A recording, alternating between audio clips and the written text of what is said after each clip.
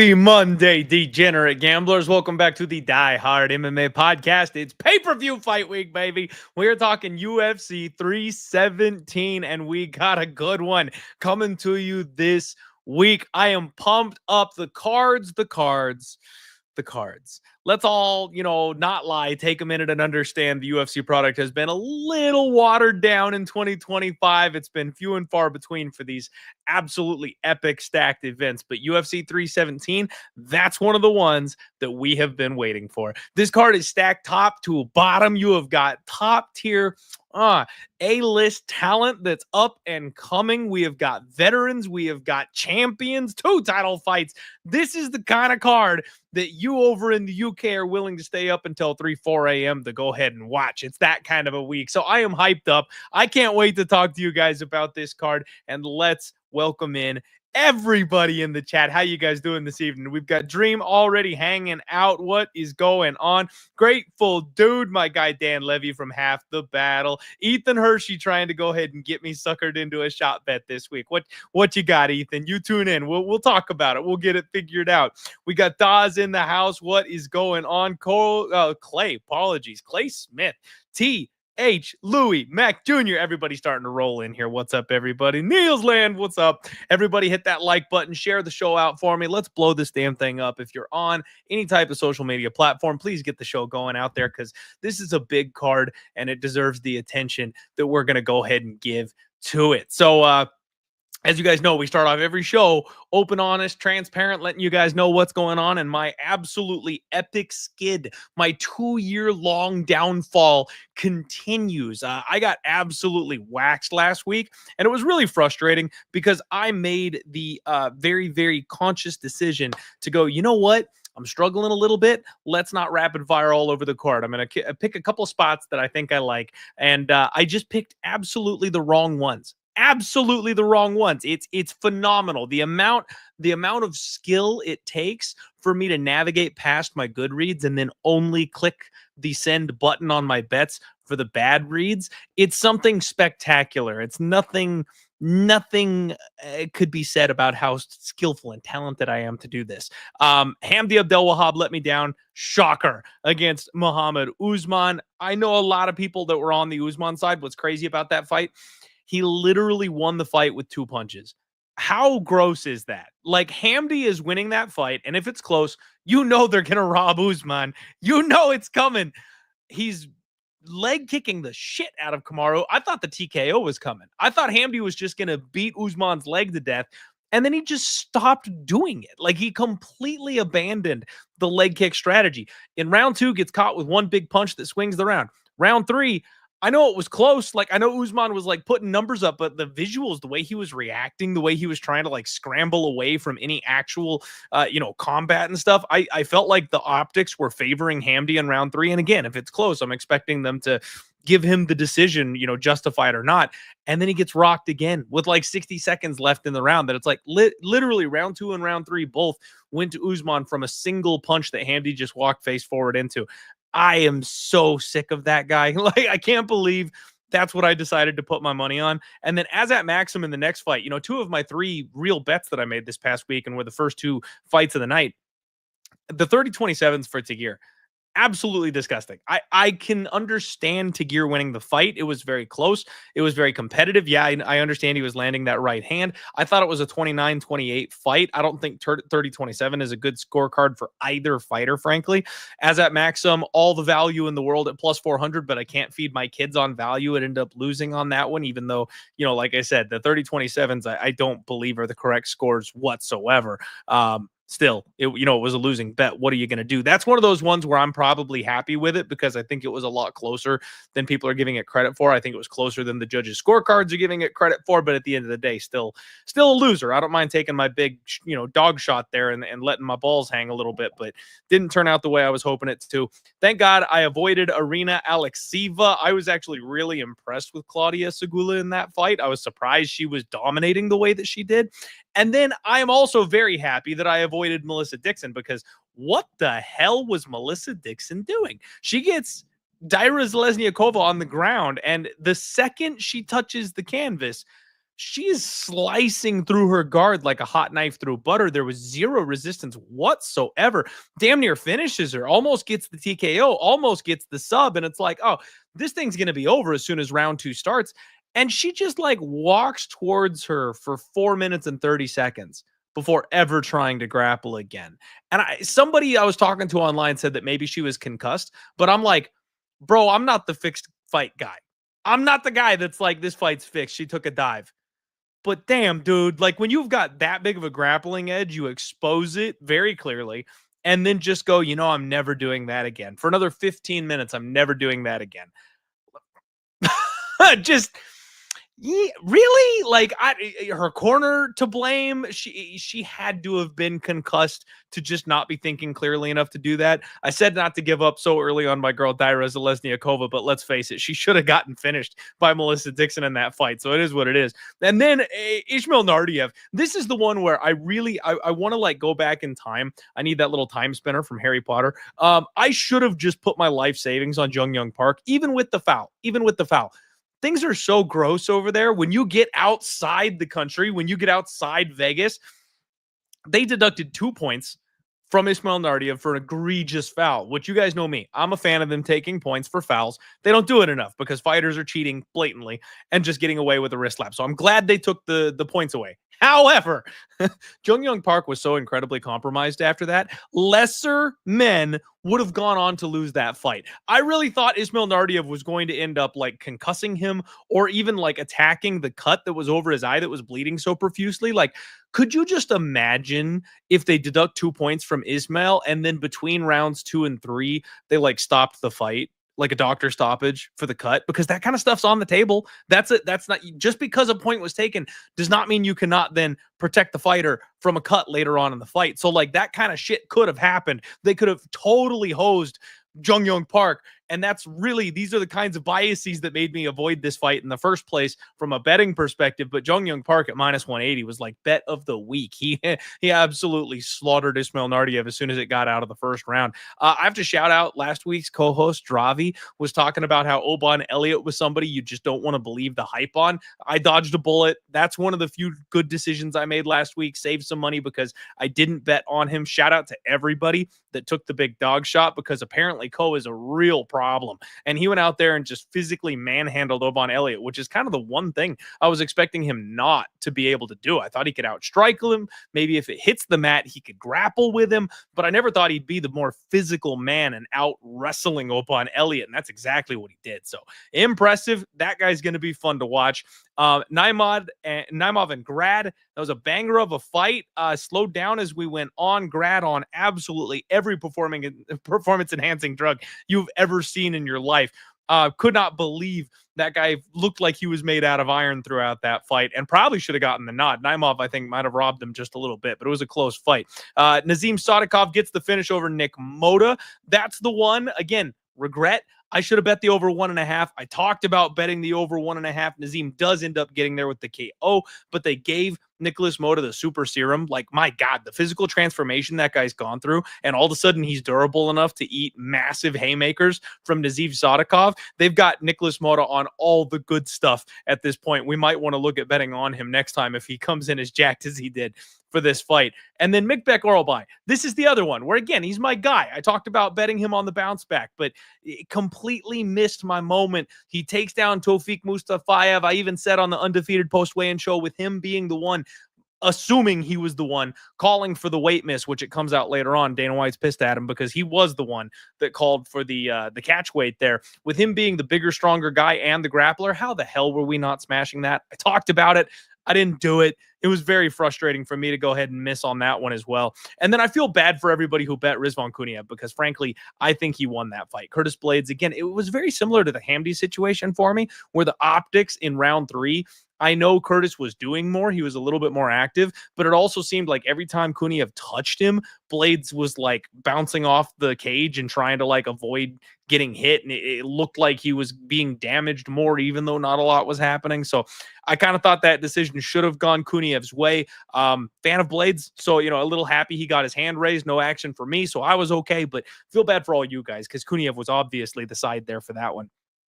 And final spot, not final spot, actually. I'm going to complain about both the co-main and the main event here. Rafael Fiziev. Dude looked like he was a minus 600 favorite. And y'all mocked me. Everybody told me I was crazy for not wanting to bet Ignacio Bahamondes. And I saw this one a mile away, man. I'm like, Ignacio's my boy. I wanted him to win. And I very specifically didn't bet him in this spot because I could tell head and heart, conflict there. But I thought Rafael Fiziev was far and away the side. He was exactly the kind of fighter we've seen Ignacio Bahamondes struggle with in the past. And then I said the over, because Fiziev doesn't get finished. He's durable as shit. So I did bet the over. It was my smallest bet on the board. It's the only thing that kept me from reverse sweeping. So thank God I at least did that. But I should have bet Fiziev. I should have bet the over bigger. And I should have bet the plus 275 Fiziev by decision. And I'm kicking myself for leaving that bag on the table. And then in the main event, guys, we got to face facts. I'm the conductor of the Jamal Hill train. You guys know that. We got to the belt. We took the title.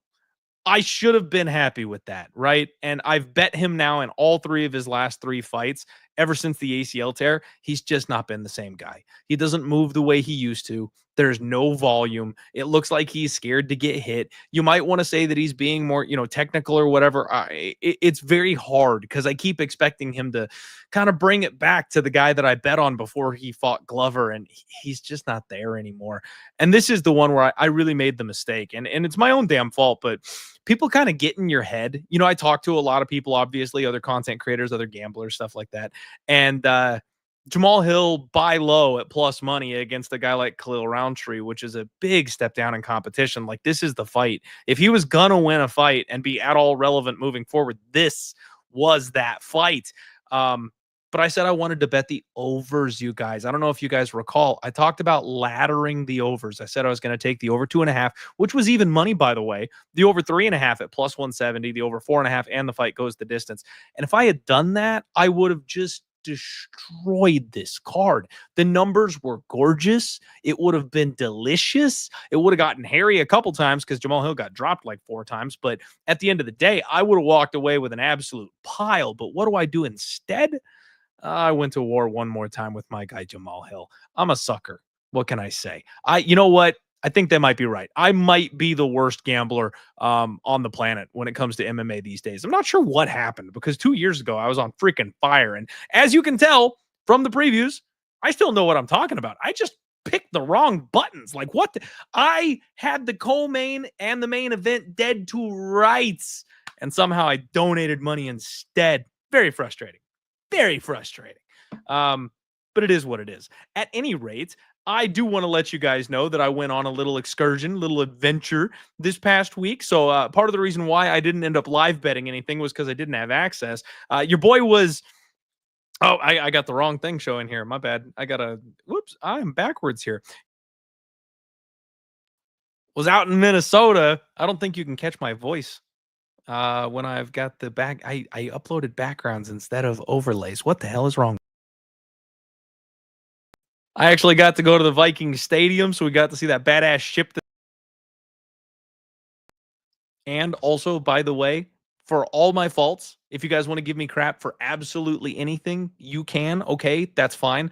But the one thing that I'm untouchable in, I can cook a better marshmallow than anybody on the planet.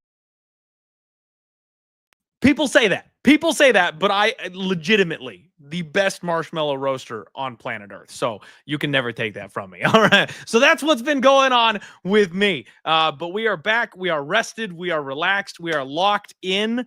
Hopefully I learned a couple lessons from last week's donations, and I am absolutely buried for the year 2025. But that's not what you guys are here for. You guys are here to talk fights. We've got a pay-per-view card to break down, and I've got one of the absolute best guests on planet Earth to go ahead and talk to you guys about this card, because I can break down a fight. I don't know how to bet on it, obviously, but I can break it down. And I bring people on the show that are smarter than me, that are far better at gambling than I am, and that's what I've got for you this week. None other than Joe Osborne from Covers joining us this evening. Joe, my guy, how you doing today?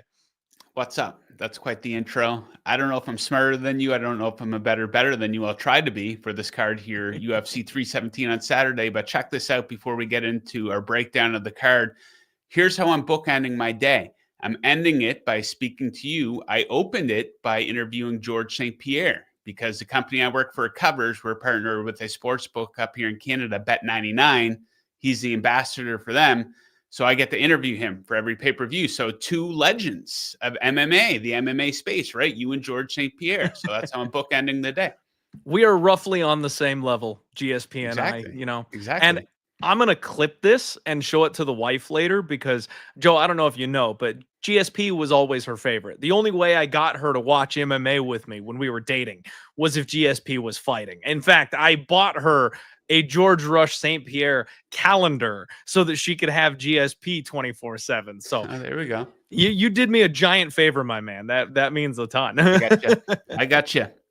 How'd you do last week? Did you have any action for Hill versus Roundtree? I didn't. I sat it out. Just took a break from betting it. I kind of went into the card, like the main event. It was kind of like Roundtree was getting all this positive buzz because he got his ass kicked against Alex Pereira. Like that angle didn't really make like people gained respect for him because he took a beating and he was fighting up in competition quite a bit. But I thought he was getting too much respect based on that. Then Jamal Hill, as you kind of talked about, he hasn't been the same fighter. What was his most impressive win? Probably the Glover Teixeira 42-year-old victory. So, I sat it out, and I wasn't surprised. Hill was way too gun-shy for the first couple rounds. Oof. He might be washed. I think that's fair to say. Maybe. Yeah. It's tough to come back from the injury, right? And it's tough to be in, like, an elite prime fighter for such a long stretch of time. Some guys peak, some guys primes last a lot longer than others. And for Hill, it doesn't look like it's going to be very long at all. It's true. He was a bit older to begin with, as far as being a prospect goes. Like, he was a bit of an older guy to begin with. So not shocked, really, if his body doesn't respond and bounce all the way back. It's not like he's a 23-year-old that got hit with a big injury or something. So I'm with you, man. Unfortunately, the W word is ugly in MMA, but he might be washed. I mean, they'll give him a step down. They'll match him up with Marcin Prachniow, and he'll get a win. But I don't think he's ever going to be in the contender circle again. I don't think we're ever going to talk about him looking at a title ever again, which is unfortunate. I don't think he's going to get that Pereira rematch that he wanted so badly. I think he might know better now. So we'll always have the arrow snapping moment. That was great. It was good, man. When he did that, that's the kind of thing you do that sets you up for like legend status. If he had gone out there and won that fight after snapping the arrow, that shit would have never died. He'd have just been the man forever after that. Yeah, I was in the building for that UFC 300, and to witness the entrance of Alex Pereira live, it's just absolutely electric. And that's something that I love about the UFC. I've always loved the production value that they do with the entrances of the fighters and stuff like that. And Pereira, right now, probably has the best entrance in the sport. Yeah, hard to say otherwise. I mean, I miss Izzy's dance offs as he walked out, and the other Pereira used to get himself exhausted trying to dance his way to the cage. So, I love when people get creative. It's always fun. All right, let's get this show on the road. First and foremost, got to show out my guy Didier in the chat with the dono saying taking a break helps. And first and foremost, thank you very much for the donation, my friend. Really appreciate it here, especially flying solo on the channel and stuff like that. Definitely helps out. And I also appreciate the advice. So first off, before we get started, yes, I am getting my absolute ass handed to me gambling for the last little bit. And guys, gambling is hard, even when you're good at it. Not, you're only going to be winning like 51%. The best gamblers in the world are hitting between like 54 and 60%. And those are the best in the world. So most average Joes are losing their money week in and week out gambling. We do it for fun. Do not gamble anything that you are not capable of losing. And while Didier, I may consider taking a break from gambling, I also have a podcast to host, and I very much enjoy talking about my favorite sport on the planet. So I might consider taking a couple of weeks off here and there where I just don't bet on anything, especially if I don't see anything I really, really love. But I'm doing it responsibly. I am doing it within my means, and I'm doing it for your entertainment. So I'm going to be here on Monday breaking down fights, whether or not I put any action in play. Definitely a different story, but I appreciate you, the advice, and the donation. Let's get into UFC 317. We've got already 300 live viewers. Everybody hit that like button and let's freaking go. All right. First fight of the night. We've got Niko Price, and he's taking on Jacobe Smith. First fight of the evening here, and we essentially have a sanctioned sacrifice, Joe. The UFC has gone ahead and just been like, you know what? We got a prospect. We got a name. We're going to go ahead and kill off one of my personal favorite wild men in the UFC and get it done. I mean, I really don't know what else there is to say about this one. Jacobe Smith is an obnoxious 18-1 right now. You can get 10-1 the comeback on Niko Price. And the poor guy, he's going to go out there at 35 years old and he'll take whatever beating you offer him. He's got 27 kids at home. No, I'm not kidding. And he just got rinsed by freaking Themba Gorimbo. Like, Themba got fraud checked bad. So if you're losing to Themba in 2025, like, that's a problem, man. Being a wild man is not going to serve him well against Jacobe. Someone who is quick, who is athletic, who is accurate, who's got power, a guy who's got wrestling in his back pocket if he needs it and is in his physical prime. Yeah, this is Jacobe Smith by murder, man. Yeah, I think we're aligned on the minus 1,800 favorite here. Like, I don't even really think this fight is bettable. I mean, if you want to get into the props, maybe first round, TKO, see what that's being offered at. But, you know, you don't want to throw an 18-1 guy on your parlay. You know, it's not going to add much to it. But, you know, some people, we have seen big upsets before. Take a flyer on Price if you want. I do not want to. I think he's going to get flatlined here. Smith is really responding and maybe even improving at the UFC level here. Still undefeated, 10-0. Price is a guy that just gets hit a lot, man. He's got a negative striking differential in the UFC, absorbs almost 5.5 significant strikes per minute. Pretty good chance that this might be his last fight in the UFC here as well. So, yes, we are in agreement that the minus 1,800 favorite probably gets his hand raised here and probably gets a finish too. Maybe the easiest pick on the board. We'll agree on that one and don't need to burn a whole lot of time on it. I will mention Niko Price will have a 4-inch reach advantage coming into this one, and he does look like he'll be a little bit larger, so maybe the physicality is an issue, but frankly, I thought Niko was shot going into his last fight, so yeah, I think the chin really is just going to kind of let him down on this one, you guys. We don't need to spend a whole lot of time. Everyone cover your eyes unless you want to watch Niko die, and then go ahead and have your popcorn and your drink of choice ready to go to start the show for this one.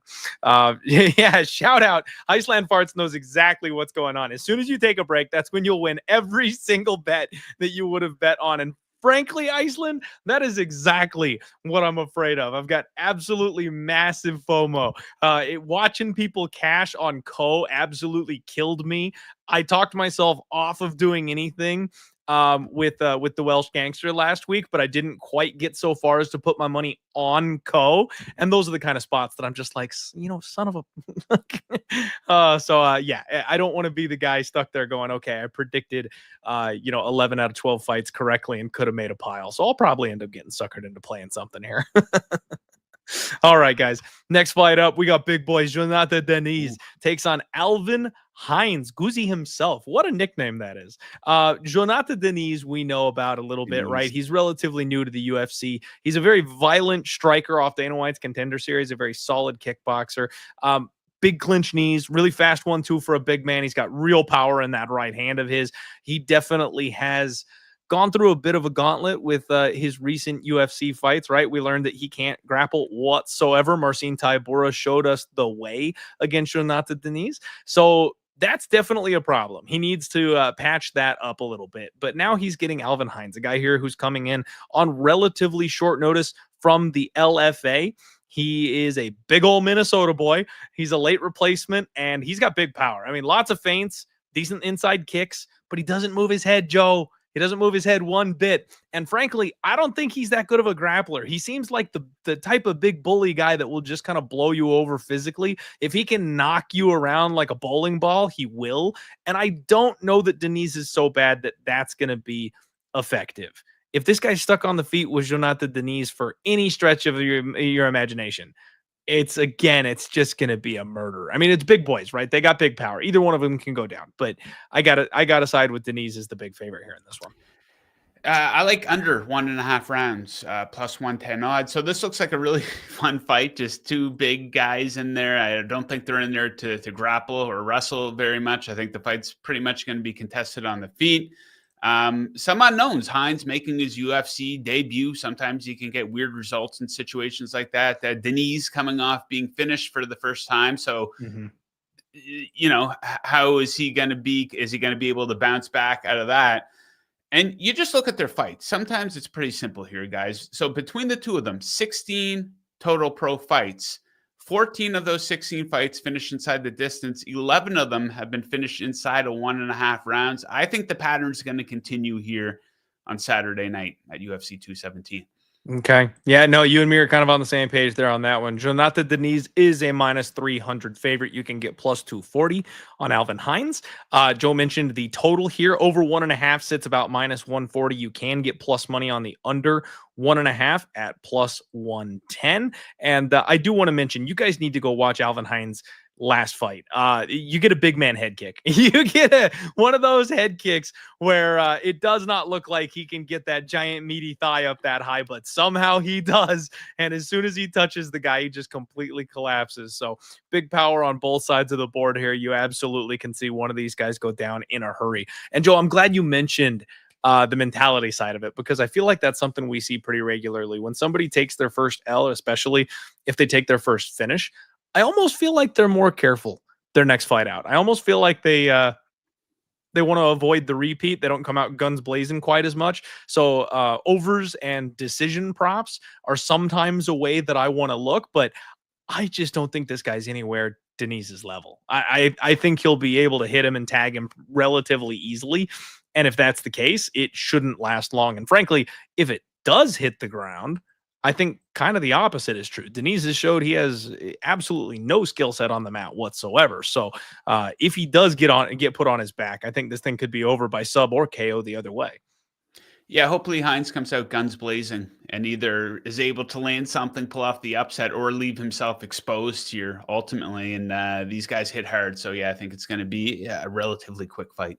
Yeah, no, I love it. I'm with you. Let's get some violence this week. Last week we went through the whole preliminary card without a single finish, which was shocking in a couple of the fights. It was rough, man. But let's get 3 or 4 fights right off the rip here that go under.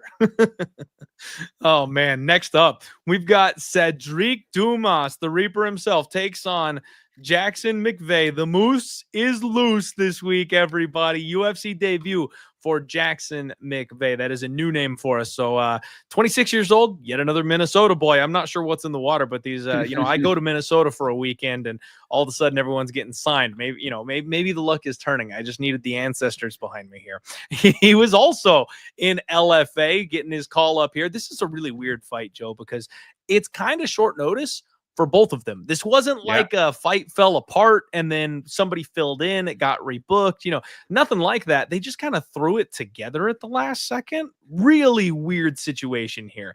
Jackson McVey, from what I've seen though, he's an assassin. Like, this guy has one fight, you guys, with over 3 minutes of fight time. He has 4 round 1 finishes, which that's not the surprising part, that are under 60 seconds. This guy does not like to get paid by the hour. He is incredibly explosive. He is incredibly skillful at finding these finishes. Now, I do want to pump the brakes for just a half heartbeat. You guys know how I feel about these early finishing guys, right? 26 years old. He's just on his way up. He's from a small area, not from the biggest gym, doesn't have the best training partners. So I got to wonder if he is just slicing awful opponents, 1-1, 7-13, 3-2. These are the records of the guys that he's defeating. So we have to just wonder if he is a higher caliber athlete, so he's making mincemeat of these lower level stakes fighters. Or is this kid really the goods? And he's just going to be that good. He's going to be that powerful, that quick, that athletic, and it will transition to the UFC. These first fights, Joe, are the ones that really kind of mess with my head because you're not quite sure what you're getting until they get in there. And a lot of them flop because it's a whole new world when you get to the UFC. Now, yeah, Sorry, go It's ahead. tricky with the UFC because the sample sizes are so small, right? And it's often, they're jumping up from lower promotions, and you don't quite know what the level of competition is. So there's always so many question marks, right? Absolutely. Absolutely. And then on the flip side of this, it's not like we've even got anybody that we can count on. You've got Cedric Dumas on the other side of this fight. Now, I've said some things, Joe. I'm not going to say I'm a fan of Cedric Dumas, but I identified him as somebody who I think I can make money on. Okay. Somebody got into a real pissy conversation with me on Twitter the other day because I kind of take the moral high road sometimes. Not a big fan of John Jones and all of his shenanigans outside the cage, all that kind of stuff. And they were like, yeah, but you'll bet on him, won't you? And it's like, well, yeah. Like if the UFC puts them in the cage, if the bookmaker sets a line, like the other issues I have with them personally are out the window. If I've got an angle to make money, I will. So I'm not a fan of Cedric Dumas, but I think I can make money betting on Cedric Dumas. The guy's got a great frame for the division. He is very athletic. He seems very physically strong. He seems pretty durable, and he's improving, not quite at the rate that I was hoping, frankly. The Mikhail Oleksiejczuk fight, I thought he was going to do pretty well in that one, and it was over in a hurry. He's fought a really low level of competition outside of that, right? The Denis Tululians of the world, the Azatars of the world. I will stand by the fact that I think he was going to beat Nursultan Frazaboev if the referee had actually given him the timeout for the eye poke that he deserved. But it is a bad look taking that loss to Mikhail Oleksiejczuk the way he did. The thing is, Joe, I need to see these guys size up. I need to see them weigh in. I need to see them face off because Cedric has a height and reach advantage over most of the people he faces. And somehow he's gone from this regional scene kickboxer with a big left head kick to a guy that really relies on his wrestling inside the cage. And the one time that he had real struggles grappling was when he took an L, at just a horrifically aging L, to Josh Fremd when he got guillotined in that fight. Now, word on the street, Cedric's own admission, he was high as a kite that night. Like he came into that fight high off of his ass. So poor decision making is in this man's resume here. But frankly, you guys, I think you're all just being a little too harsh on him because he is without a doubt the next John Jones. And in fact, he has taken, he's given homage to John Jones. He was dodging the police by hiding in a dog kennel. So very much the way John Jones was ducking USADA by hiding under the UFC's octagon. So I kid. This one's tough for me, Joe, because I do think Cedric, that experience, even with the losses, might be the difference maker when taking on a kid who hasn't fought outside of 3 minutes. What happens when he faces adversity? What happens when he gets put on his back? What happens when the first punch doesn't immediately knock Dumas out? That's the kind of stuff that I need to see. I'm going to say I'm tempted to go dog or pass here. It's plus 130 right now for Dumas, minus 155 for Jackson McVey, and I need to do a little bit more homework on Jackson before I'm willing to lay chalk on him when he's coming into his UFC debut with literally half the experience over his opponent. It's probably a pass, but if I was going to do anything, it'd be a dog shot on Dumas.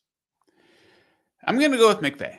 Okay. He was minus 130 this morning when I was getting my notes here together. Maybe that's on the move. I know you just said minus 155, different depending on what sports book that you go to. So undefeated, 6-0, all first-round finishes, and you mentioned how he's an assassin, and I think he might be here to take Dumas, not just out of this fight, but out of the UFC. So Dumas is a guy, you mentioned he was in a fight stoned out of his mind. This is not a guy who has his head on straight. So you know about the charges against him, right? Yes. Are you familiar with this? So yeah, well, he was. That's what I was talking about, him hiding in the dog kennel to avoid the police. It's pretty ridiculous. Yes. Exactly, and I don't think he's been very impressive since his time on the what got him into the UFC, I guess, on the Dana White Contenders series. And I think maybe matchmakers might be setting him up to lose. And do they want this guy on the roster? You know, he's been, I think, arrested or charged or something like that 12 times over the past decade. You mentioned about him being high. He's he's been finishing 2 of his last 3 fights now. So I think McVey might be here to take him out. So yeah, I like McVey as the favorite here and to remain undefeated.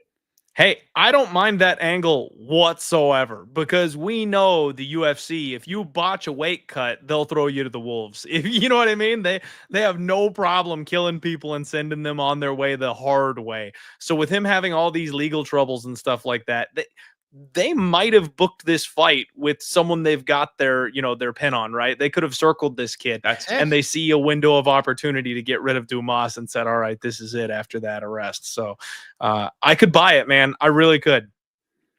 Yeah, I think that's what we're going to see. McVey, yeah, he's been pretty unimpressive, but as you pointed out, we don't totally know about the level of competition. So we'll see how he looks on Saturday night, I guess. See, and that's where, as this line widens, though, I'm just less and less interested. Like, I buy the angle. I totally am there, right? But as he climbs as a favorite, because I think a lot of people are going to run with that narrative. I think a lot of people are going to be trying to fade Cedric Dumas because he's been unimpressive, because he's been coming off a loss. And man, an undefeated all round one finishes type of prospect. Everyone loves to dive in and get behind that. So I think a lot of money is going to come in against Cedric Dumas this week. And I'm just saying, I ain't touching it. Like, if you gave me a coin flip, if you gave me even money, then sure, take a stab. But yeah, minus 155, minus 160, this thing's going to get up to minus 180 at some point. Like, not me. Just can't do it. Yeah, sometimes it's all about the number, right? So you can absolutely not just picking winners and losers. You're betting against the number, right? So yeah, the price has got to be right. The price has got to be right. And my guy Ethan Hershey saying, I know Jackson Clint, if you want 3 shits against this criminal, we can. Ethan, I thought we were betting alcohol, man. I didn't know we were definitely not 3, my friend. I know you're hungry to get it back from me, but I'm not agreeing to 3 shots on a Cedric Dumas fight with a debuting fighter. That might be the action I get there, Ethan. If you want one shot, if you want to do one shot, I will take the Cedric Dumas side for a shot bet, my friend. No, we're not doing 3. Get the fuck out of here. We're not doing 3. Not on that fight. You gotta be kidding me with this stuff. All right, Joe. If you haven't noticed, my guy Ethan, he's a drinking buddy of mine at this point. He watches every show.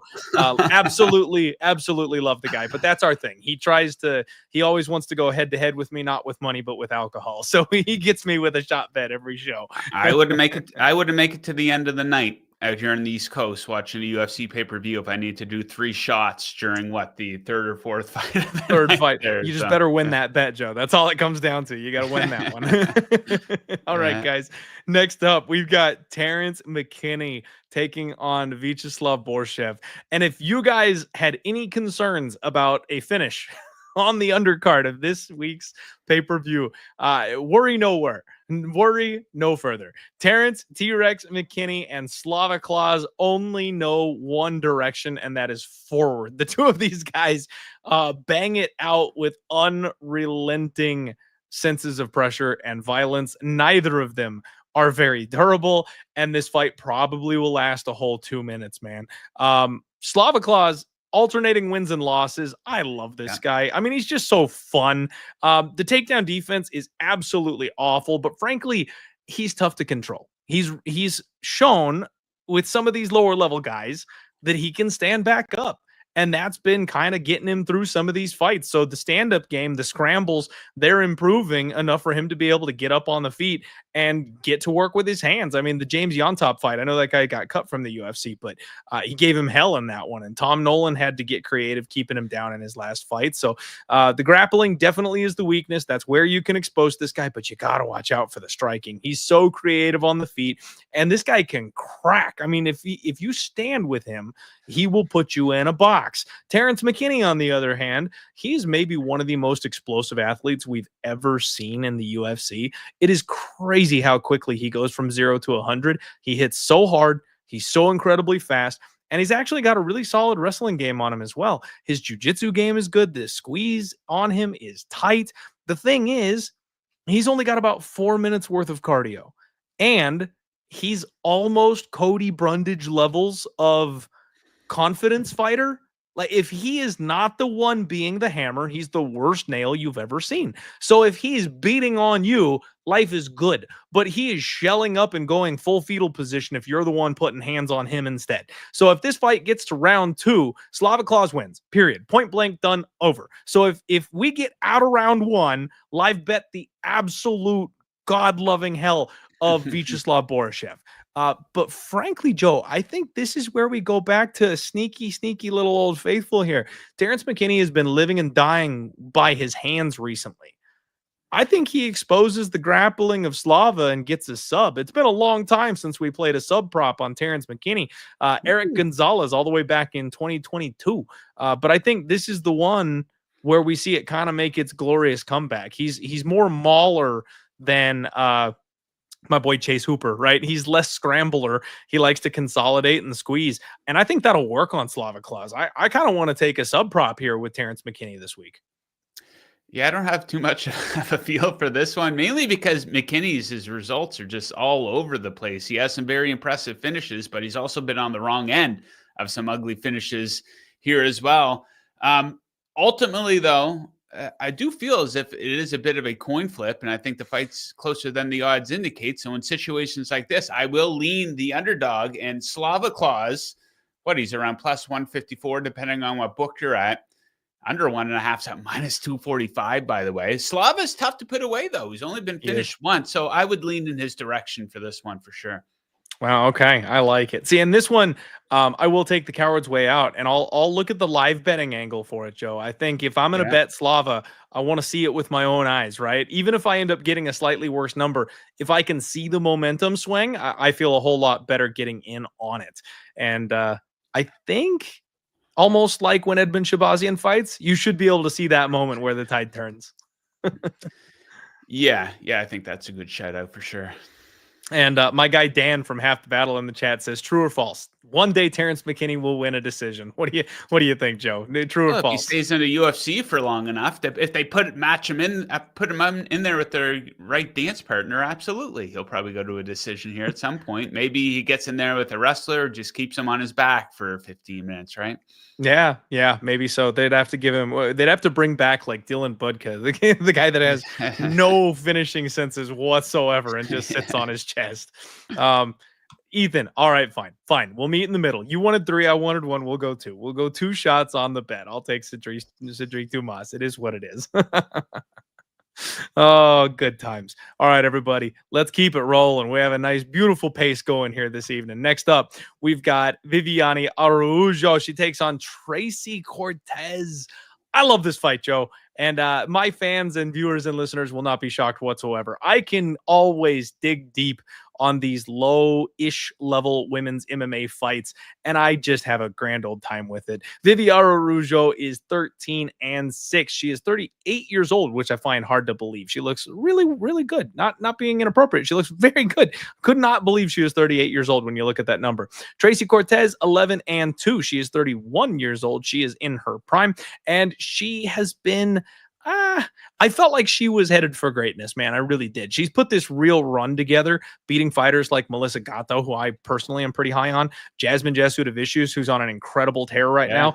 And then she got up to Rose Namajunas, and I thought, this is the spot, man. This is the coming out party. I really thought she was going to win that fight, and it was pretty competitive. Problem is, it's a 5-round fight, and Rose is Rose. She's very savvy. She's got a good takedown defense game. She's got an even better get-up game, and she just knows how to weasel these close fights. She did just enough, and unfortunately, Tracy got sent spiraling back down the ladder there a little bit. Viviane Araujo, very, very strong, physical Brazilian. One of the only good reads I've made in recent history was betting her against Karina Silva at UFC 309, and even then, it got a little hairy deep in that fight, man. I remember in round 3, Karina Silva still had a couple of opportunities to try to get something done. And with the finishing ability of that girl, you can never count her out. So I was sweating bullets, but I bet the spread, the plus 3.5 on Vivi, as well as the money line at plus 225, and felt really, really good about that one coming home. She's been up and down against some of the best in the division. Her most recent loss was to my girl, Natalia Silva, someone who is destined for the title. But really, she's only losing to the cream of the crop. Silva, Hibas, Grasso, like those are the girls that are beating Vivi. and she's not easy to control. She is not necessarily easy to bully around the cage. And with Tracy Cortez's main discipline being her wrestling, I think that could potentially spell trouble. But the way she was able to handle Jasmine Jasudavicius gives me a little bit of faith here, Joe.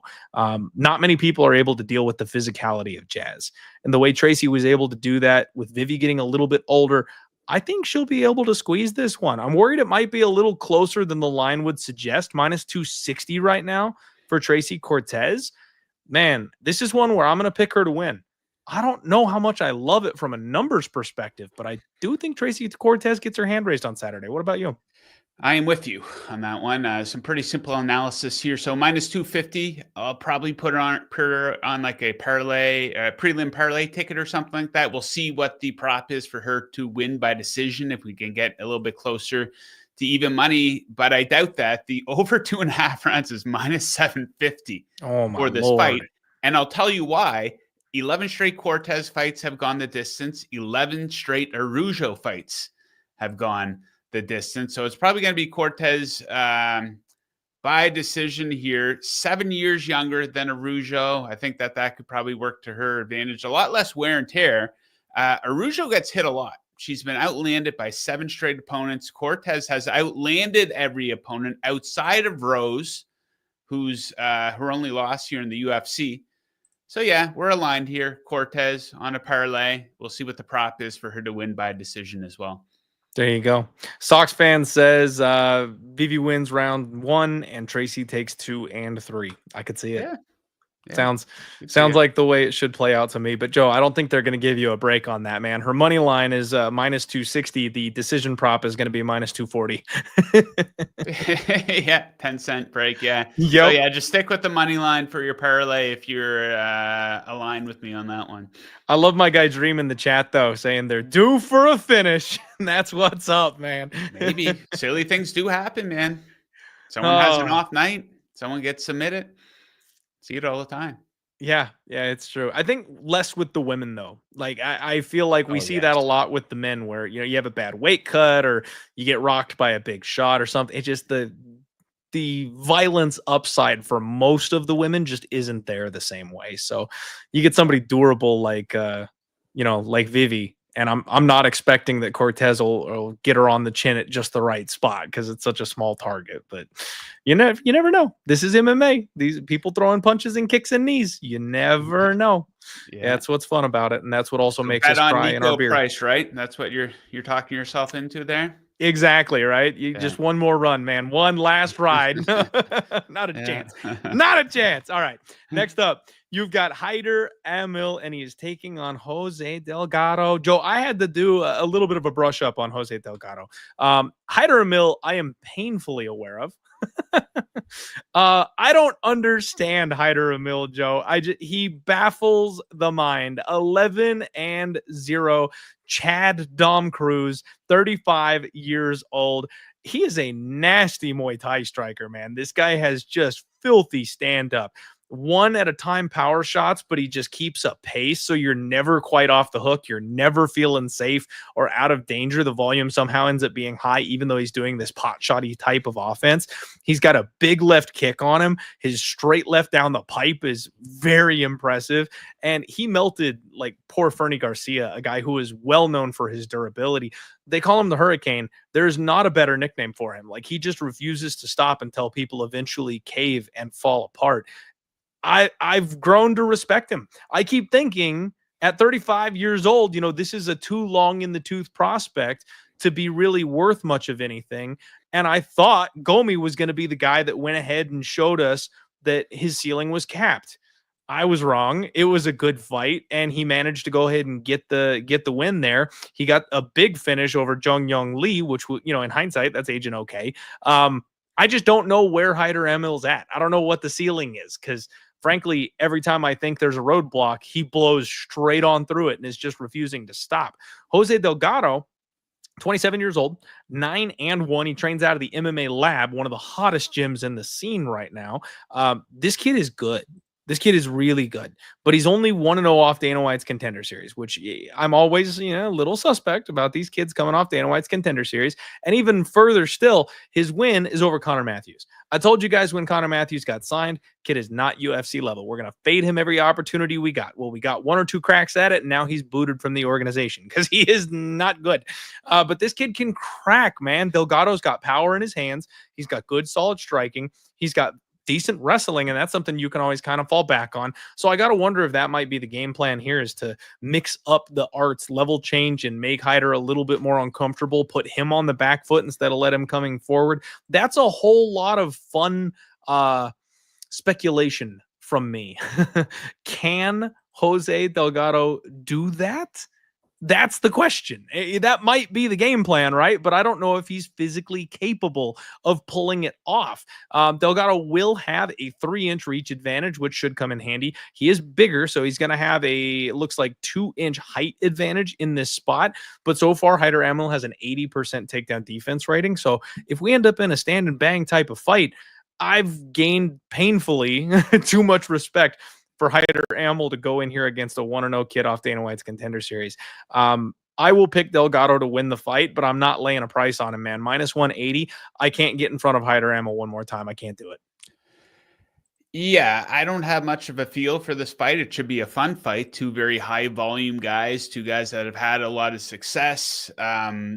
If I needed to place a bet on it, and that's kind of the purpose of this exercise that we're doing, going through all these fights, I'd probably go with over 130, just kind of based on the idea that neither of these guys has ever been finished, right? So neither guy obviously easy to put away because they've never been put away. Kind of scary because they are both pretty high volume guys, but I like that number at +130 for it to go over the 2.5 rounds. I don't mind that look. That's one of those ones where your butt clenches just a little bit because there'll be a few scary moments for you. But change it for sure. I could see it. I could see it. Get a banger of a striking match, grapple it up a little bit to slow the pace down. I could see it, man. All right. So Joe liking the over. I am leaning favorite, but way too scared. There's no guts, no glory on this one. I'm keeping my hands in my pockets. Oh, shout out my guy Didier in the chat again saying Tracy will be 1.9 to 2.10. I assume you're talking about the closing number for her at the end of the day, which I am. Joe, do you know the decimals? I am so bad with decimals. I don't. I go on the sports books, and some of them they're automatically decimals, and I always change it to American odds. But you can go to Google Odds Converter, which is something I do quite often, and that's the way you can pull that off. But yeah, I'm not the guy to do that math in my head and figure that out for you. Yep, I'm your classic American. I need my American odds, so just hand them to me, and I'll say thank you. All right, guys. Next fight, you've got the Joker, Jack Hermansson, and he takes on Gregory Hopocop Rodrigues. Oh, this is a fun fight. There's a lot going on here, Joe. So Jack Hermansson has already handed out a couple of real big fraud checks in his day. This is a legitimate gatekeeper, a very good challenge. 24-8. He is 37 years old, and he doesn't really look to me like he's slowing down. You know, that fight against Joe Pyfer was absolute magic. Very frustrating for me because I kind of thought the chin was fading, and I thought Joe would touch him once or twice, and he just played it perfectly. This guy can stick to a game plan like you've never seen before. He can grapple his ass off. He's very physically strong. And yeah, you've got that weird fight where he got taken down by Roman Dolidze and put in like a calf slicer type of position and then TKO'd from, bottom position. Really, really odd fight to get into there. But outside of that, he's going to decision and beating guys like Chris Curtis. He's losing a very close competitive split to Sean Strickland, the guy who's got all the cardio and boxing in the world. Like, Jack can strike, man. He can box. He can mix up the game well. He fights close. He fights tight.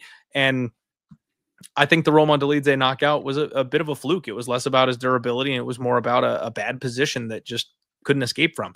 Gregory Rodrigues, 16-6, 33 years old. Maybe. I'm not sure I buy that. I kind of feel like he's more like 37, 38. He's got a got a One of those visa that bought Dominican him. baseball baseball player situations. A Jose Aldo, Gilbert Burns type of situation. Like I don't think he's 33, man. Look at the wrinkles in that face. There's no way.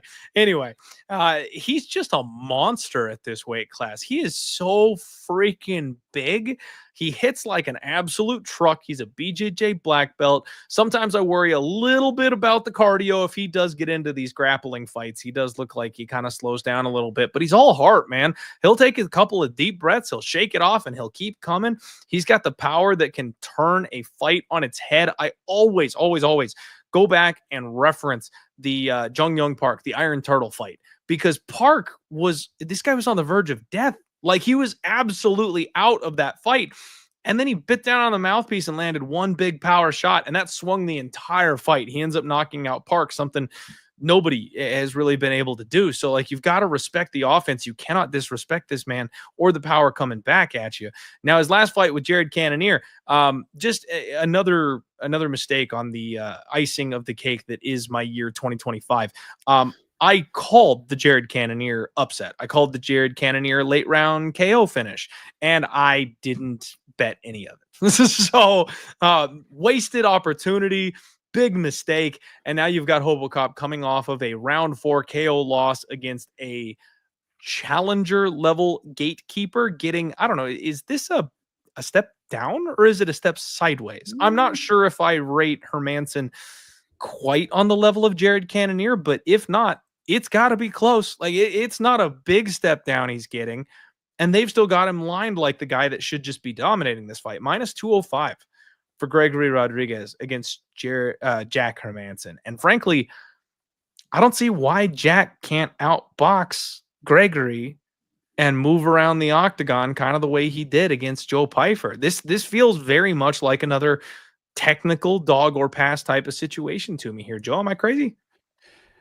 No, not at all. I think the odds I think the fight is much closer than these odds indicate. Robocop coming off of that KO loss, his first KO loss in the UFC. Hermansson looked great in his last fight against Joe Pyfer, but my one concern is, do we know why he sat out for a year and a half? Is there any information as to why he, at this stage of his career? Yeah, I couldn't find anything. Yeah, I have not seen anything. I don't know if it was, visa issues. I'm surprised all these people are traveling World War III on the verge of happening here. So you never know, man. I haven't seen anything as far as like surgeries or anything like that. So I really don't know. Yeah, so maybe that could be a little bit of a red flag here, but at around plus 165, I like him. He gets hit a lot less. He has a lot more experience at this level too, like fighting ranked fighters. Robocop, that's not necessarily the case. Like, what's his marquee win in the UFC, right? So Hermansson, a bit of a gatekeeper type, but I think he's going to keep that gate closed, and he's worth a shot here as a plus 165 dog, I think. Okay. You and I are kind of coming together and agreeing on that one, Joe. I like it. I might find my way to a Joker bet this week, and I kind of like the over. I know Gregory Rodrigues is a guy who's just a little on the chinny side, I feel like, but watching what Jared had to do to him to get him out of there, I don't know if it's like all the way chinny. So I'm not going to say a guy like Jack Hermansson can just fleece him and put him away easy or anything like that. We could see another technical decision kind of fight here. I think this one could go long. Yeah, I mean, that was the case that the Hermansson fight went all 5 rounds against Joe Pyfer, didn't it? Yes.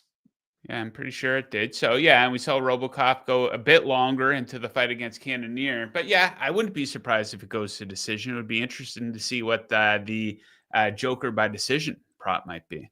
Yep, that'll be something we keep our eye out for a little bit later on. Absolutely, as those props kind of start to drop and get involved. Shout out Danny, says Cannonier KO'd Hermansson in the main event. So let's rank Jared ahead of Jack. There you go. Fair enough. I forgot about that. You're absolutely right. He deserves to get that little bump there in the rankings. Absolutely. Hey, Fight Licks, thank you very much for reposting the stream over there on X. I love that I get those notifications now here in StreamYard. Appreciate you for sharing the show.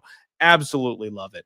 Hulk KO'd Greg in round 1. And hallelujah, I absolutely understand the issue with that, and it was a jab. That's kind of the biggest thing to me, is that it was just a jab. It was like a little bink, and then he fell over. So you can button Gregory Rodrigues. You absolutely can just touch him on the button and call it a day. So Jack could finish him. You never know. And that's why I like money line more than total, but I'm just saying I think the decision prop is probably the most likely outcome. Mr. Frodo, thank you very much for sharing the show on the stream. I hope we get Sam here with his bag of potatoes as well. Let's get them all in here, the whole Lord of the Rings gang. All right, guys, shout out real quick. We got to do the sponsor. Spectation Sports. If you guys have not been watching Spectation Sports, you need to. I don't know if you heard Dana White's announcement recently, but with their new TV deal, they are doubling the amount of Dana White's Contender Series fights. You did not hear that incorrectly.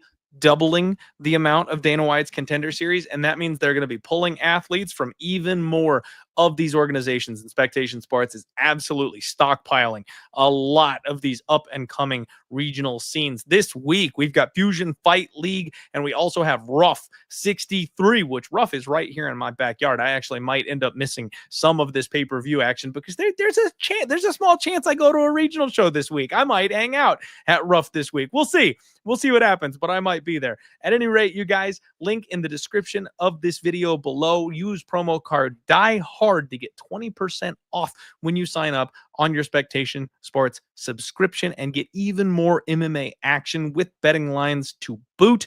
Also, if you missed it this past weekend, Spectation put on an event, Baroka MMA 3, and the return of Juan Archuleta with an absolute KO of the year contender. What an unreal flying knee finish from Juan Archuleta coming on back. You love to see it. So I hope you guys check out Spectation Sports. It's definitely worth your time.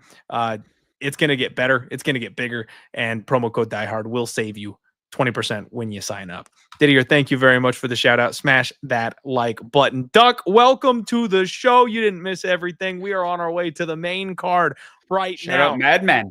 Great show. Doc Phillips. You know who Doc Phillips is, right? No, I don't get the reference. Madmen, dude. Madmen. I don't know. Great that show. One. I'm gonna have to watch Mount Rushmore. Oh, okay. If it's on the Mount Rushmore, then it's definitely. Oh, okay. You know what? I googled it real quick. I know a couple of like the memes from it. I've seen the faces. Highly recommend it. Highly recommend it. All right. It's on the list. We'll get it in the rotation. Absolutely. All right. Guys, this is Joe from covers.com. If you don't know him, you should know him. He hangs out with GSP on the regular. He's breaking down these fights with us here this week. So make sure you support him and his content as well. Let's break down the rest of these fights for UFC 317. And I cannot wait, Joe. I cannot wait. My main event, okay? I know there's a lot of awesome fights this week, but this one right here matters the most to me. Payton Talbott returns, and he takes on Felipe Jungle Boy Lima in maybe the biggest prospect versus prospect fight we've had in the last 5 years. Like, I cannot remember another fight where the UFC said we have two champion-worthy prospects and just chucked them in the cage with each other. Like, this is insane matchmaking to me. Like, that we're really about to find out, because one of these guys is going to be on a rocket ship and the other one is going to have to scrape and claw with the dregs of the division to prove they really belong. It's really a crossroads type of fight. Payton Talbott is 26 years old. He is 9-1. He is coming off of one of the most brutal upsets and biggest fraud checks of 2025. Now, I'm gonna give him a little bit of a pass. I'm not gonna say it's a true fraud check, because Hani Barcelos is incredibly skilled and talented. We've been talking about him for years as a guy who could potentially have challenged for a title in his prime. And even at 38 years old, he's beaten the brakes off of former champions like Cody Garbrandt. I mean, he really is fighting well at this stage of his life, and he pulled out a veteran game plan, something that Payton Talbott was not ready for. So I've told you guys before, Talbott's going to be back. That's not like a bury him, he's dead, he's done, he's gone type of situation. He will be back even after that L, and he'll take some lessons from that. Shockingly enough, Payton Talbott still has a 75% takedown defense, even after giving up 8 takedowns against Hani Barcelos. That sounds absolutely insane, but it's true. Hani went 8 of 15 that night. So the deeper the fight went, you could see Payton Talbott turning up. That's something I've always tried to tell people about this kid, Joe. He's a builder. Payton Talbott gets stronger the deeper the fight goes. And I jumped in live on Payton Talbott's money line at even money going into round 3 because I really thought he was going to knock Hani out. I was like, look, if he can start shucking some of these takedowns and get going with his striking, this guy is older. We have seen him chinned before. I think he'll eventually catch him and put him away. So I didn't get caught with my hand out laying the 12-1 or anything like that. I didn't parlay him up or anything like that. But I did donate a little bit on a live bet going into round 3 at even money. And frankly, he looked incredible in round 3. Couldn't quite get it done. But he showed flashes of what I know there to be. His footwork is incredible. His speed is off the charts. He's got legitimate power in his hands. This kid is a full-on threat in this weight class, okay? If he can get his takedown defense going a little bit better, if he can start shucking some of those takedowns a little bit sooner, a little earlier, he's going to be a real problem. Now, Jungle Boy is a lot of the same things. I mean, this kid is special. I love what I see from him.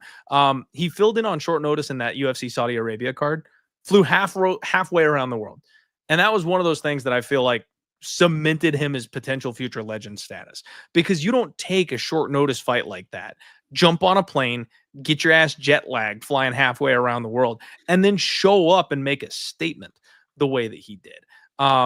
Just absolutely incredible. What was it? His fight with Muhammad Naimov, he was struggling for the first 2 rounds of that fight. It was competitive. He was having a hard time with a little bit of the physicality from Naimov, and it was close. In round 3, Naimov makes one mistake. This kid takes his back, locks up a choke, and it's over.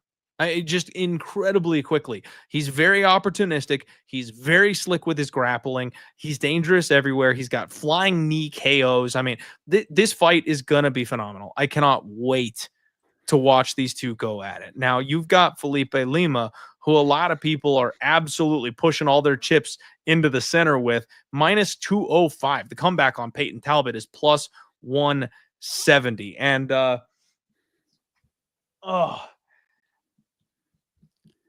You all right? Yeah. I was trying to What the hell happened? My wife moved my crown, you guys. Joe, I'm the bantamweight king. This is my weight class. Right. Nobody has the resume or record like I do, and I got a crown. It's a lot less impressive telling you about it as it would be showing you, but we were traveling this past week, so we'll forgive the wife for moving my crown. How dare she? Anyway, she's the bantamweight queen. It's okay. She can do what she wants. So I was gonna whip the crown out and slap it on my head for a beautiful moment here to go ahead and just tell you guys that you shouldn't be counting my boy out. This is the Link Memorial Dog of the Week.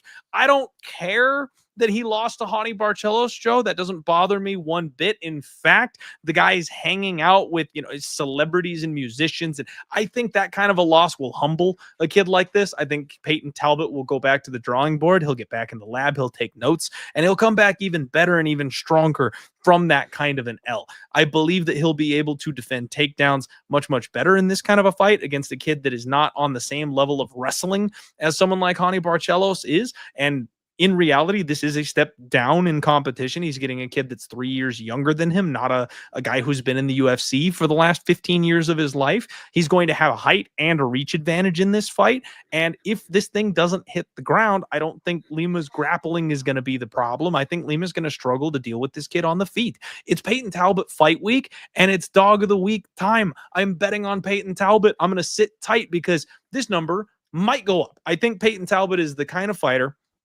people love to hate on, Joe.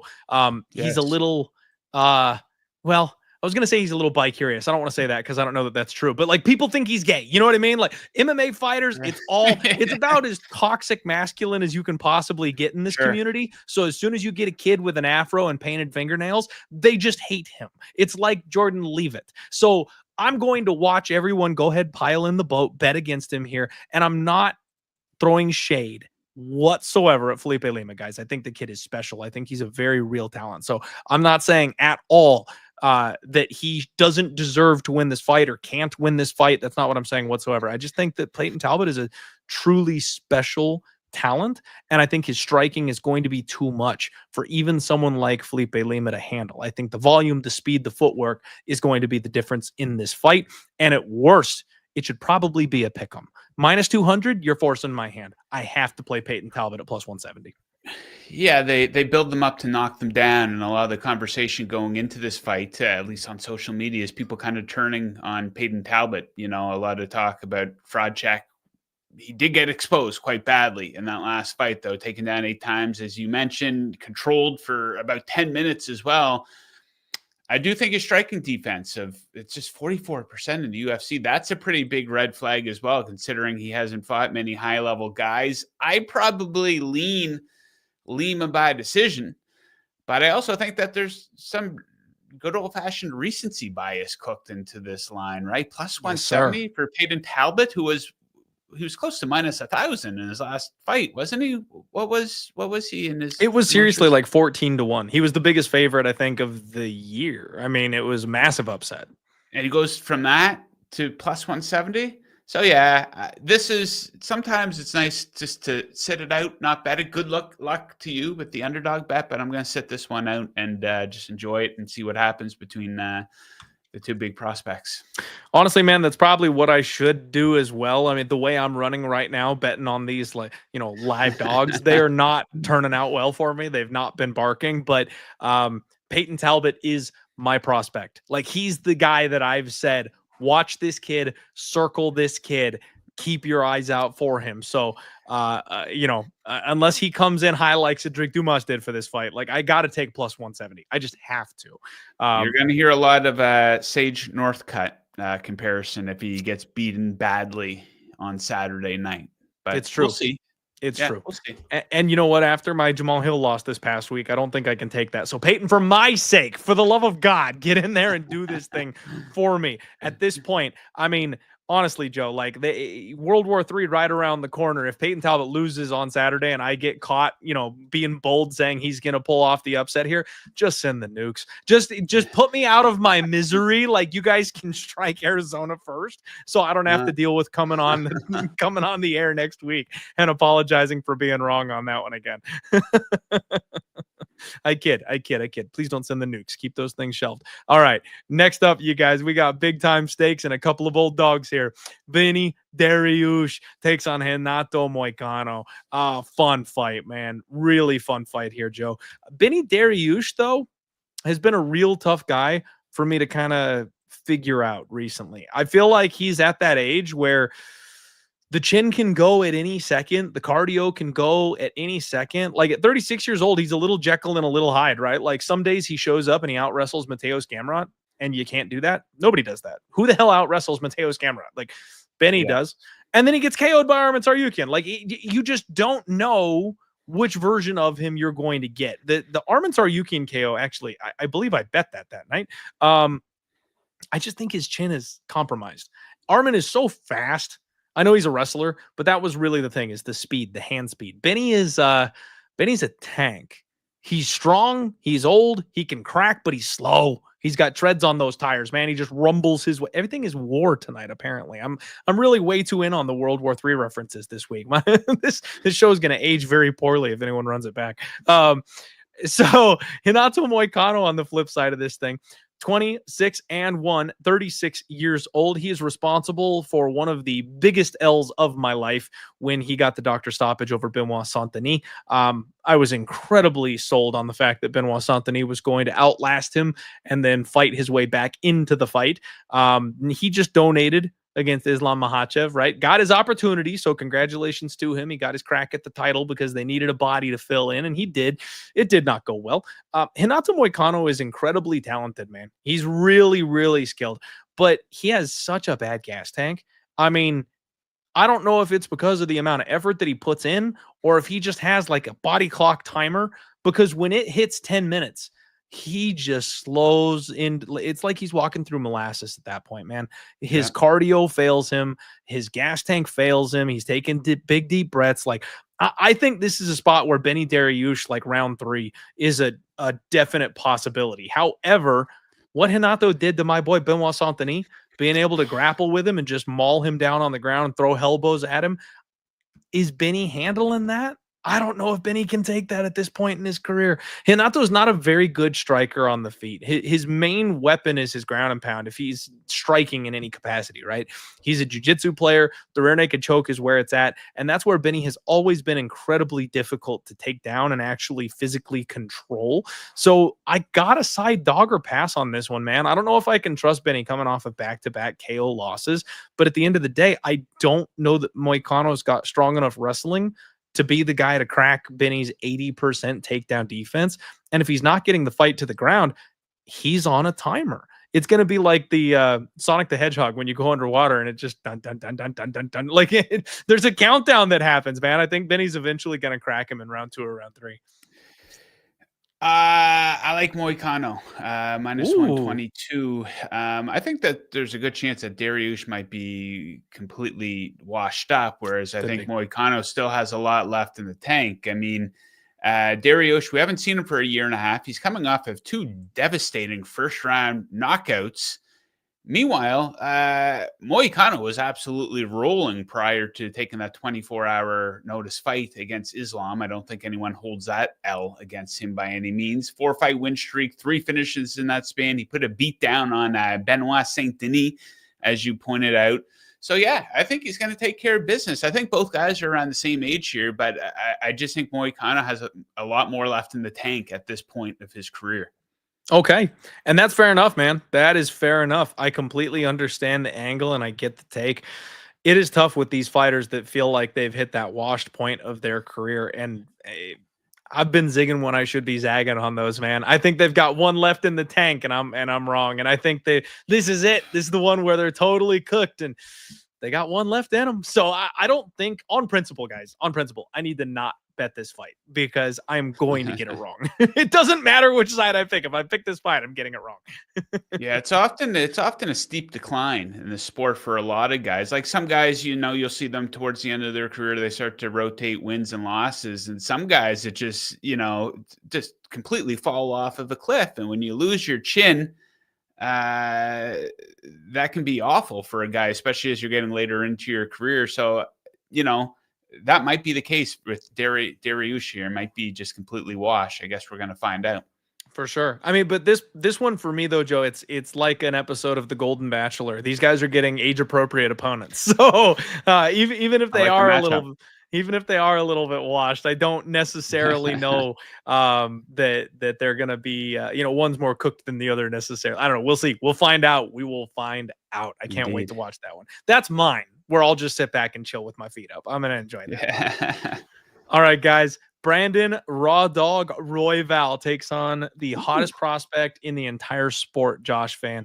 Joe, I can't believe what this kid has done. I cannot believe the absolute rocket ship that Josh Van is on. We have never seen a prospect rise like this kid. He's 23 years old, and I checked. I was like, is there a chance? Like, could Josh Van really be the guy that breaks John Jones' record for being the youngest champion in UFC history? Unfortunately, the answer is no. You've got John Jones, who I believe was 23 years old and 8 months. And that is exactly where Josh Van is at right now. So if this fight was for a title, he might have been able to pull it off. But unfortunately, he's still one away. Brandon Royval, my guy, Raw Dog himself, he was slated to fight Beneil Kopp. Kopp breaks his foot in training, pulls out. So Van coming in here on short notice. There's not a lot of fighters who I think I can just say doesn't matter if he's coming in on short notice or not. Van's on the short list. It would not matter one bit. Like, this kid does not care. It's not about what you do. It's about what he does. And the kind of cardio that he has, I don't think it's Marab-esque, where it's like, it just doesn't matter. None of the factors matter. He can go 5 rounds if he needs to, if he wants to. And that's just kind of cardio and pace that he's capable of. And frankly, the way Van fights is something that I've always credited Royval for. The constant pace, the constant cardio, getting in your face, breaking you with that pressure, never slowing down, causing chaos, and then thriving in that chaos. That's Royval's calling card. That's what he's done since he's been in the UFC. And now this kid, Josh Van, is kind of a younger version of it. Definitely less when it comes to the grappling. Royval is a master scrambler. He's very, very good at hitting transitions and making you work on the ground. I wonder how much wrestling is going to be involved in this fight, because that has been the one thing on Josh Van's resume, that he's working hard on his grappling, and he hasn't really fought any grapplers. I know he fought Ray Topuria, so don't anybody jump down my throat about that. But Ray is 10-1, and he is coming off of road to UFC, with his only win in the UFC being Carlos Hernandez, who has zero muscle on his frame whatsoever and gets bullied by everybody in the UFC. Brandon Royval is a completely different level. Not that I necessarily think it's going to be a wrestling game, but he is capable of grappling in a way that Josh Van's opponents have not been able to in the past.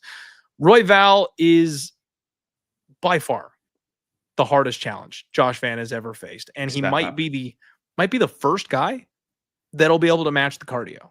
Royval is going to be 4 inches taller. He's also going to have a 3-inch reach advantage. Man, I love the way Josh Van rips to the body. I love the work rate of this kid. But we've also seen him be so reckless that he's been cracked and hurt before. I think you have to bet Brandon Royval in this fight. I mean, not that I'm necessarily actually pulling the trigger on Brandon Royval, but I can't fathom how Josh Van is favored over Brandon Royval. Royval has fought the best of the best. Splits with Brandon Moreno and Tatsuro Taira, a guy that had Pantoja in some trouble in rounds 4 and 5 of his title fight. The champ, the GOAT of this weight class. This guy is hell on wheels. I lean to Brandon Royval, but much like what I was talking about earlier in the card with Hyder Amil, Van is just the kind of guy I don't want to bet against. So like, even if the number says I should be, I don't think I want to stand in front of this kid. He's so obviously special. And Joe, that's my big thing. I truly believe that nobody's special. You're not special until you prove to me otherwise in this sport. And I think Van has done that. Van has proven to me that he is special. So even if I think the number might be a little bit wrong, I don't really want my money involved. I'm going to pick Brandon Royval to win this fight, to set Josh Van back 1 year, let him season up a little bit. I think this is the time he takes the L if it's ever going to happen. But I don't think there's enough meat on the bone to actually get me interested in laying my hard-earned money on it. We are aligned pretty strongly on this one. I lean Royval. I won't be betting it, though, with the line close to a pick'em. I don't necessarily see a lot of value there. Royval has beaten everybody outside of Pantoja and Brandon Moreno. And I'll take this pattern to continue. It's a really big step up in competition for Van, who's red hot. Flavor of the month vibes, flavor of the year vibes, whatever you want to say, coming into this fight. But I don't really think he offers too much in the takedown department. And that was kind of Royval's downfall in the most recent fight with Pantoja that he had. So it's just a big jump up in competition. Royval is actually a small underdog here, even money. Van coming back at minus 120. So yeah, I lean Royval. I won't be surprised if it goes either way. I think it probably goes to decision, though, too.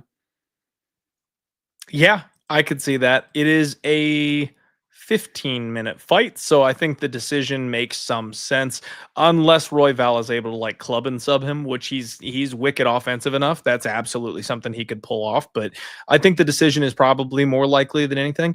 And even though Josh Van has showed some finishing ability in his last couple of fights, that round 3 prop finally hitting for everybody, I don't think that Raw Dog is going to be stumbling for his life in the 3rd round the way some of these other opponents have been. Like I said, I fully believe that Brandon Royval will be able to keep pace and his cardio will hold up against a kid like Van. So I think Van by decision would definitely be the throwback way to bet this one.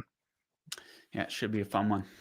Yeah, I know a lot of people are going to be piling in on Josh Van this week, so it's going to be interesting to watch. I will be just a little bit sad if I don't pull the trigger and my guy goes ahead and pulls off the upset, but we will see what happens. All right, guys, we got 2 fights left to break down for you. We've got about 600 of you live watching the show tonight. Again, please share the show, hit that like button, get subscribed if you haven't yet, and make sure you're following Joe. Shout out to him for being on the show with us here tonight.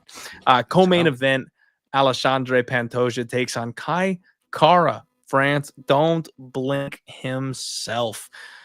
Whoo, baby.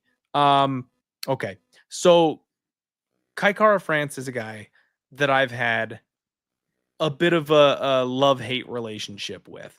I disrespected him just a little bit in his last fight. And boy, did he come out and show me a thing or two. Steve Erceg was my guy, Joe. I loved Steve Erceg. Absolutely loved him. Easy to like. I was not expecting Kai Kara France to just nuke him at UFC 305 the way that he did. I love Kai Kara France's game. His counter grappling, his ability to sprawl and brawl, and the type of heat that he's got on his punches. He's got unnatural power for this weight class. These guys are small, man. Flyweights don't carry hands the way Kai Kara France does. This guy can absolutely wreck anybody at this weight class with big, powerful shots. I like him. I like him a lot. He has failed at these steps up in competition. You know, Amir Albazi got the split decision over him back in 2023. My guy, Brandon Moreno, got a hold of him. But that's kind of the fight that I want to talk about for a minute, because Brandon Moreno was losing that fight right up until he wasn't. Kai Kara France looked like $1 million that night against Brandon Moreno. If you guys recall, this was the body shot that set down Kai Kara France, and it came out of nowhere. That was a very close, very competitive fight, and I believe Kai Kara France might have been up 2 rounds. It was 1-1 worst case scenario, but I think he might have actually been up 2 rounds, and then Brandon just caught him with the most beautiful body shot that sat him down right on the liver, and that was all she wrote. But he looked incredible in that opportunity leading up to it. Alexandre Pantoja is a guy that, man, just like Khabib, I kept betting on his downfall because, like I said, you know, I don't think anybody's special. I know everybody eventually can be beaten. I kept thinking that Alexandre Pantoja was going to be the guy that wasn't quite what he looked like. Seemed like he gets hurt in almost every fight. I don't know how he does it. His eyes roll in the back of his head, and then he just kind of shakes his head and walks it off. Like, I don't get his durability. It's a mystery to me. The biggest thing is his cardio. I feel like he is exhausted and gasping for air, dying in the 3rd round of every single fight. And then somehow he goes the full 25 minutes. I don't get it. He catches a second wind like nobody I've ever seen before. He is the master of the backpack. He will consolidate that position, and he will take his time to catch his breath, and he'll just kind of sink moments away from that back control position. And it's just been something he's next level at. I mean, Aljamain Sterling levels of body locking. Newfound respect for Pantoja. And it's gotten to the point that the UFC is literally flying in opponents for him, right? They signed Kai Asakura just to get a fresh body in there, to give him somebody new to fight, to avoid all these rematches. Man, I don't want to lose money betting against Alexandre Pantoja again. I really don't. But if there's somebody who was going to do it, it would be a guy like Kai Kara France, a guy who can throw his right hand like a fastball for 25 straight minutes until it lands. I am kind of tempted to go dog or pass and say this is Kai Kara France's big moment, and he finally does what, you know, I've been saying the last couple of guys could do, and they just haven't quite been able to pull off, and City Kickboxing gets a champion back again. I am right there. But Alexandre Pantoja has also bent me over his knee and punished me for absolutely disrespecting him every single time he steps into the cage. I can't do it. I think it's going to be Alexandre Pantoja, man. I think he's aging with the belt. And it's one of those things where once you like level up and you gain that confidence and you get that thing wrapped around your waist, and it just solidifies everything he's ever known about himself, that he could be the best in the world. Now that he's got it, he's just never going to let it go. I mean, I know Father Time eventually is going to win. He's eventually going to get old enough that he'll find a youngin that he won't be able to say no to. But I think right now is his time. I think we're in the Pantoja era, frankly, and I'm not sure it's over yet. So I will say, Alexandre Pantoja, lesson learned. You're the champ. You're the GOAT. I apologize for doubting you. He's got this one on Saturday. What about you? Yeah, I like Pantoja. He's going to be on the parlay ticket here on Saturday night. He's what, minus 255 here. I don't know. Usually when you have a guy at that price, I like to go into the prop markets. And originally I was thinking decision. Then the more I look, I'm like, maybe submission. So I'm going to stay away from a method of victory. I will throw him on a parlay ticket. And I just see major contrast and consistency between these two guys. Pantoja's on the absolute top of his game. He's number 10 in the pound for pound rankings. I think he's kind of overlooked, and that's been kind of like a history of guys in this division going all the way back to Demetrius Johnson. They don't get the same level of respect as guys in the higher weight classes. 7-fight win streak, fairly active champion. Cara France been off for close to 11 months. He's 1-2 in his last 3 fights. He's been finished a number of times in the UFC. So I'm going to keep the locomotive to keep going down the tracks here. Pantoja, he will be on a parlay ticket, along with what I like here on the main event. Okay. Yep. So you and I are in the same boat. We will agree on that one. And still for Alexandre Pantoja. And I kind of don't mind the 2-legger parlay approach on that one, mostly because he could backpack his way to a decision. He could ground and pound his way to a dominant position. He could rear naked choke. This guy is nasty on the mat. So I think finding a way to play him straight is probably the safest way to do it, just because he really can win any way he wants to. You got to respect the guy at that kind of a level. But let's go Pantoja one more time. All right, guys, it is main event time. We've got Ilia Topuria taking on Charles do Bronx Oliveira for the vacant 155-pound title. What is in the water, Joe? I never thought these guys would be fighting for a vacant title. Frankly, I never thought Islam Makhachev was going to abandon the weight class and move up. I mean, props to the UFC for pulling this off, because this whole John Jones situation has been an absolute mess. And when Conor McGregor back in the day moved up and became the first ever dual champ, 155 didn't recover for like 2 years. It was a mess the whole time. He held the belt and refused to defend his title and all that. I think they've finally learned from these types of situations. And I think that Islam moving up and vacating the title and leaving a number 1 contender's fight for the belt it's the best way to keep the division rolling. If he ever wants to come down again, give him his immediate title shot. That's fine. But this helps the division stay legitimate. This helps it stay fresh. This keeps the belt moving. I like this move, even though it's something I never thought I would see. Ilia Topuria, man, the Matador, this guy has got crazy power. And I'm just curious to see how well it transfers to 155, because he was destroying people at 145 pounds. The legends that he was knocking off in that weight class with unreal power, it was insane to watch. The most durable guys we've ever seen, like Volkanovski and Holloway, just crumpling and early. It's not like he was dragging these guys deep into wars or anything like that. He was hurting them immediately and then putting them down. I love watching Ilia Topuria fight, man. It's like watching a coiled snake in there. At any moment in time, it could be over. Charles Oliveira, this guy's got so much experience now. 35 and 10, 45 professional fights. He's 35 years old, and we haven't seen him in almost a year since the Michael Chandler fight. And frankly, man, I don't think he looked very good in the Michael Chandler fight. It was like he was hanging on for dear life. He was body locking Michael Chandler. He was avoiding all the power. He was trying to shoot double legs. Like, I hate to say it, you guys. I know we're all fans, but I think Charlie O is washed at the not like all the way washed. You give him a step down in competition, he's still too talented, too skilled, but I don't think he's champion level anymore, Joe. I really don't. I think Father Time is winning as we speak, and I think we're going to have a very sad night on Saturday. I mean, Ilia Topuria fans, go nuts, because I think he's going to win this thing by knockout, and I think it's going to look just like his last couple fights.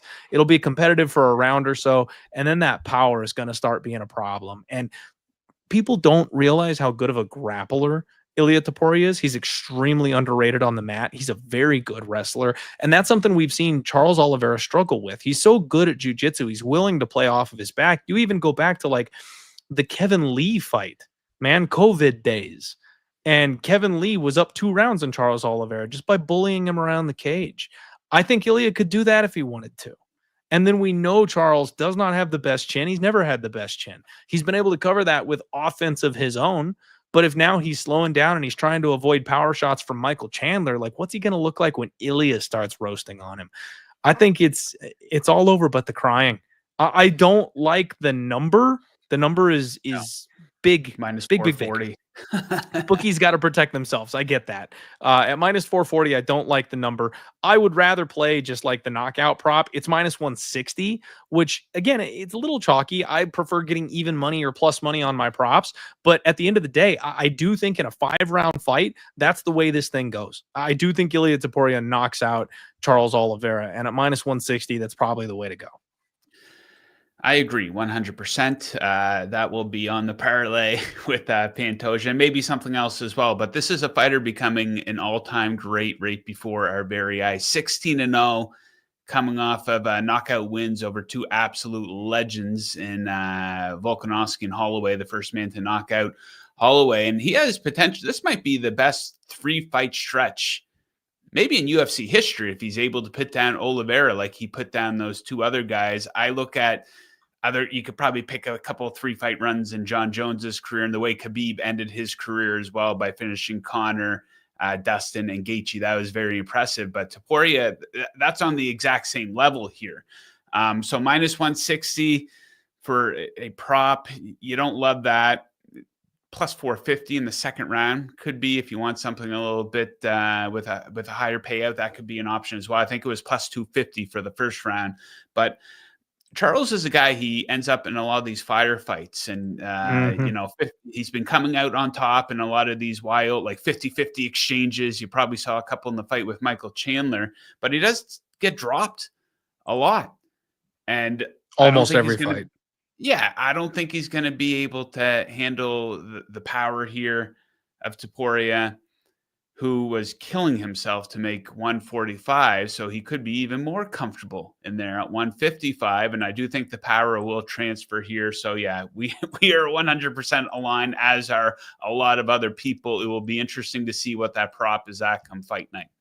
Absolutely. And Iceland Farts, my guy Joe probably broke it down a little bit more eloquently than I did in that moment there. He says that's part of MMA, double legs, backpacking. You can't expect every fighter to just stand and bang the entire fight.